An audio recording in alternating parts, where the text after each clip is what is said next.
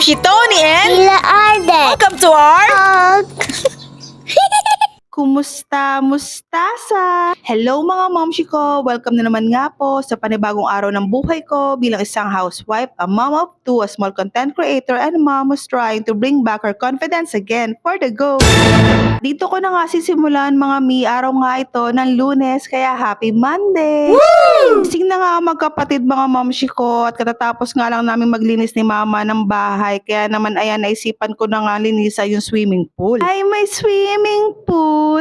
Ganto kasi yan mga momshi ko. In order nga yan ni Tita Melay dahil akala niya ay maliit darating at kakasya lang sa banyo sa taas. Nga, ang ganda nga naman mga momshi ko, pwede siyang bathtub. Kaso nga lang ang eksena nung dumating ay ang laki pala mga momshi ko dahil kahit ako kasya ako, makakapaglangoy talaga ako dyan. Kaya naman ayan, imbis na bathtub, ayan na kinabang ay si Ate Aki, opo. Nakakatuwa lang nga din mga momshi ko dahil sobrang ganda nga ng pool na to dahil hindi nyo na kailangan na hanginan at ditiklop nga lang siya. At ayan nga nakikita nyo mga momshi ko, tapos ko na nga siyang linisan at tinitiklop ko nga lang siya, o diba napakadali lang. Kaya lang medyo may kabigatan talaga, opo. Kung tapos na nga ayan, binuhat ko at hirap na hirap nga akong buhatin para nga mapaarawan doon, para kung anytime na gusto nga nilang maglangoy ulit magagamit na nga dahil malinis na. Sa sobrang init kasi mga momshi ko, nung pangatlong araw nga dito nila Tita Amay at Tito J, ayan naglangoy nga sila nila Ate Aki. Kaya kung gusto nyo rin mga momshi ko na mag-enjoy yung mga junakis ay perfect talaga to dahil kahit kayo ay magkakasya. Less hassle pa mga momshi ko dahil hindi nyo na kailangan hanginan. Dilinisan nyo lang at tituklupin at yun na, voila!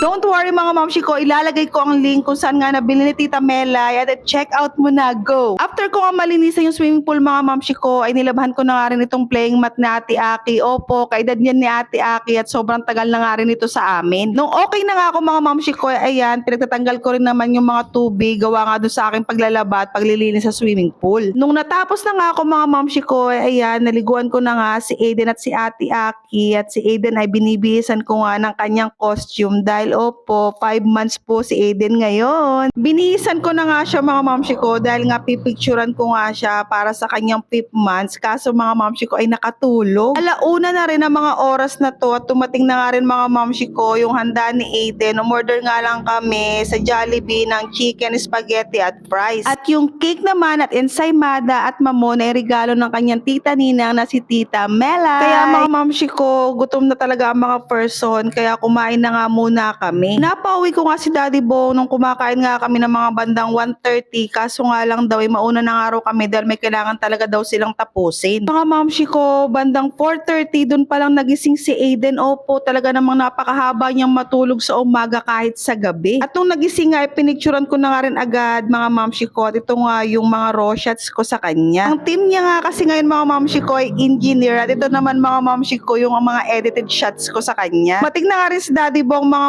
momshi ko at nakakain na nga rin siya, kaya naman kinantahan na nga namin si Aiden ng happy birthday. At kahit sobrang busy nga ni Daddy Bong sa garahe, ayan, talaga namang pinaglaanan niya ng oras ang ika5 buwan ng aming bunsuhan. Bawas na nga yung cake mga momshi ko dahil nga nagutom na kami, kaya kinain na nga rin namin. Yummy. Kaya naman happy 5 months old our bunso Aiden. We love you so much. Dahil Lunes nga ngayon mga momshi ko, day 50 ko na sa aking weight loss journey. Week 7 na tayo, opo. Parang kailan nga lang nung nagsimula ako sa aking weight loss journey at sa susunod na linggo nga ay 2 buwan ko na. Dahil Lunes nga mga momshi ko, ibig sabihin timbangan na at ito nga ang resulta ng aking weight update.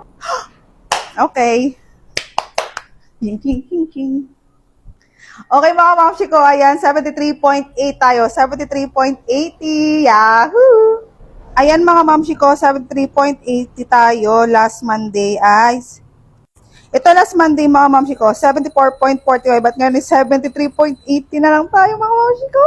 O diba mga momshi ko, kahit walking lang ang aking exercise palagi, talaga naman nababawasan tayo ng timbang. Siyempre, malaking tulong din mga momshi ko yung Caldep na diet ko dahil kahit anong exercise mo kasi kapag naman lamon ka ng lamon tapos natataas pa ng calories, mga momshi ko wala rin talaga mangyayari. Napakaganda rin talaga ng timbangan na to at kailangan din natin to kung nagsisimula ka na o magsisimula ka na yung weight weight loss journey. Kaya naman ilalagay ko rin ang link niyan sa comment section. At dito ko na nga lang mga mamshi ko tinatapos ang aking vlog. Sana po nagustuhan nyo. At kung nagustuhan nyo, please follow me and share my vlog. So, paano mga mamshi ko? See you on my next vlog. Maraming salamat sa panonood. Bye-bye! Happy 5 months old! Aiden, my laban is so sweet. Mwah!